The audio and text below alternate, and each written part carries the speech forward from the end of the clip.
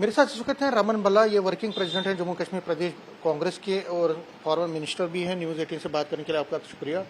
National highway एक मुश्किलात का सबब बनी है और उस पर दावे भी किए जा रहे हैं, एलिगेशन भी चल रहे हैं, लेकिन सिचुएशन टस की मस है।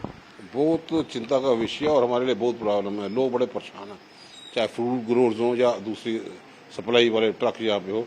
ट्रकों का जमावड़ा यहाँ पे लगा। आम भी जो लोगों की प्रॉब्लम है उसमें बढ़ोतरी यहाँ पे हुई है, विलंबता हुई है।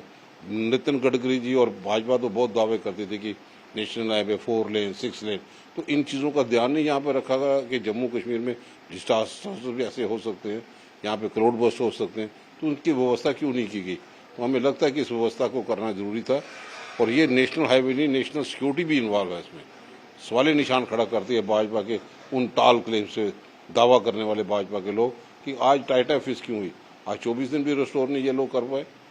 लोगों की परेशानी यहाँ पे है। ये जम्मू कश्मीर में आने वाले दिनों में नवरात्रा फेस्टिवल यहाँ पे हो रहा है और भी फेस्टिवल है। लोग यहाँ पे आते हैं अपनी मनोकामना पूरा करने के लिए, ब्लेसिंग्स लेने के लिए। माता वैष्णो देवी आते हैं, तो जो यहाँ से आएंगे, इस रोड से आएंगे, तो क्या व्यवस्था हो गए। तो हमें लगता है कि वो सारी चीजें जो है वो चरमरा सी गई हैं, क्योंकि फ्रूट ज़ाया हो रहा है और काफ़ी नुकसान फ्रूट ग्रोवर्स का हो रहा है और सब्जियों के दाम भी बहुत बढ़ रहे हैं। बहुत ज्यादा एग्रीकल्चर लॉस भी हुआ, हार्टिकल्चर लॉस भी हुआ। ये इंडस्ट्री तो फेल होकर रह गई है। तो हमें लगता है कि इस चीज की विलंबता के कारण लोगों का नुकसान यहाँ पे हुआ और राहत की अभी तक कोई उम्मीद नहीं, क्योंकि प्राइम मिनिस्टर साहब ने अभी जम्मू कश्मीर में दौरा लगाना भी शायद ठीक नहीं अभी समझा। उससे जम्मू कश्मीर के लोगों को दुख है कि सही राहत मिले, सही पैकेज मिले। पीएम केयर फंड किस लिए है? अगर इसमें भी वो जो नाम के तहत देंगे, किसी का मकान टूटा उसको 4,000 रुपये देंगे, ना वो लेने के काबिल है, ना वो मकान की मरम्मत करने के काबिल है। फंड्स का रिलीज होना इमीडिएटली जरूरी है। एग्रीकल्चर सेक्टर में कहीं पे पोल नहीं है, कहीं ट्रांसफार्मर डैमेज हो गए, 10-10 फीट पानी आया। तो आज इतने दिन होने के बाद भी भाजपा खामोश है। भाजपा के 28 एमएलए जो जीत के एक लफ्ज नहीं बोल रहा, अपनी आवाज को प्रोजेक्ट नहीं कर पा, यहाँ के लोगों की डिमांड्स को, इनकी मुश्किलों को प्रोजेक्ट नहीं सेंट्रल लीडरशिप के सामने यहाँ पे कर रहे। आते हैं, टूर लगाते हैं, लेकिन दे के क्या दे रहे हैं। इसलिए इमीडिएटली रिक्वायरमेंट है कि फंड्स रिलीज करें ताकि निचली सतह पर जो अफसर है उसको इम्प्लीमेंट करें। प्राइम मिनिस्टर हिमाचल भी गए, पंजाब भी गए, लेकिन जम्मू कश्मीर अभी उनको आना है।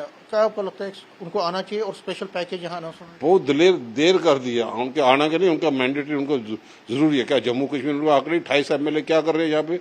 भाजपा के लोगों ने एमपी भी बना दिए, पीएमओ उसमें भी आदमी उठा दिए, सारे लोगों को एक तरफा फैसला दिया और वही नजरअंदाज हो गया भाजपा के। उनको शर्म आनी चाहिए, उनको माफी मांगनी चाहिए जिन लोगों को जनता से वोट लिए हैं। और आज लोग तरह तरह करें कि मलबा भी उनके घरों से नहीं उठ रहा, मैकेनिकल सिस्टम टोटली फेल होकर रह गया। कई चीजें हैं जिसने सवाल खड़ा किए।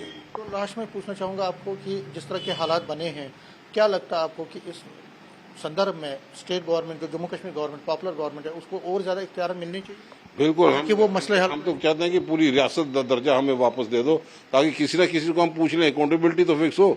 आज माता वैष्णो देवी के सिलसिले में गवर्नर साहब ने जो कमेटी उठाई थी उसको टाइम दिया था, वो टाइम तो लैप्स हो गया, तो रिपोर्ट कहाँ पे है? कई सवाल निशान खड़े होते हैं जिसका हमें जवाब चाहिए। न्यूज़ 18 से बात करने के लिए शुक्रिया। कैमरामैन साहिबा के साथ में समीर भट्ट, न्यूज़ 18 जम्मू।